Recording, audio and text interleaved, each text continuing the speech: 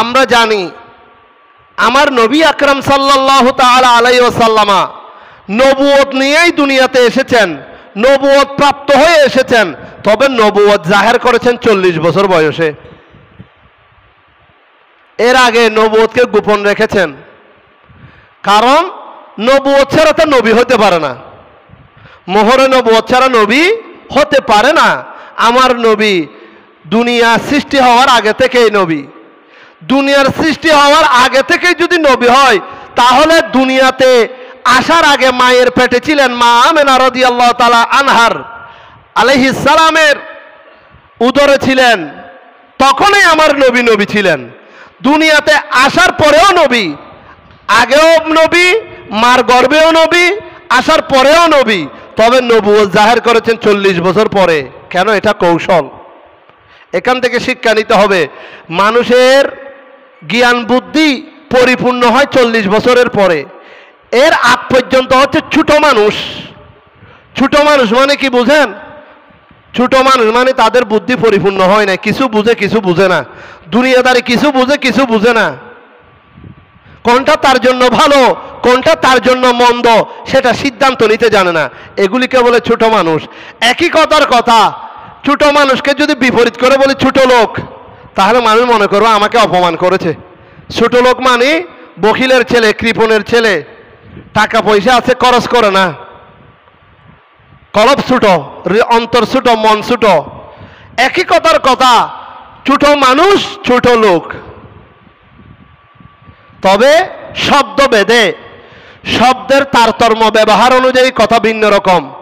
ঠিক একইভাবে যুক্তিসঙ্গত কথা হচ্ছে, আমরা জানি একটা 2 টাকার 3 টাকার 5 টাকার ব্লেড অনেক ধারালো।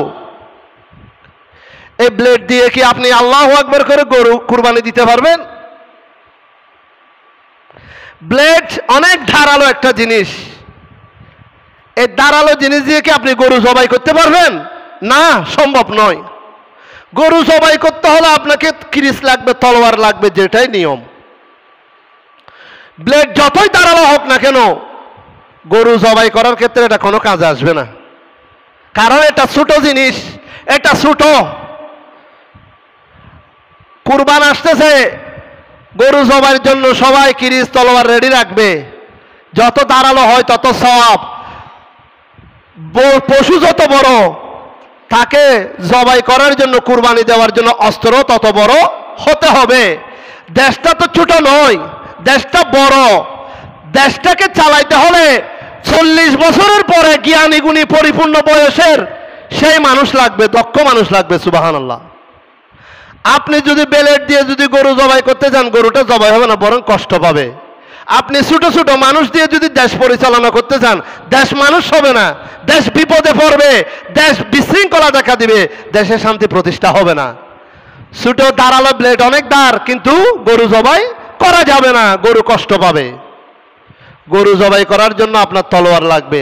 ঠিক আবার তলোয়ার দিয়ে আপনি মুখে শেভ করতে পারবেন না, দাড়ি কাটতে পারবেন না, চুল কাটতে পারবেন না তলোয়ার দিয়ে। যার কাজ তারে সাথে, অন্যের দ্বারা বাঁশি বাজে।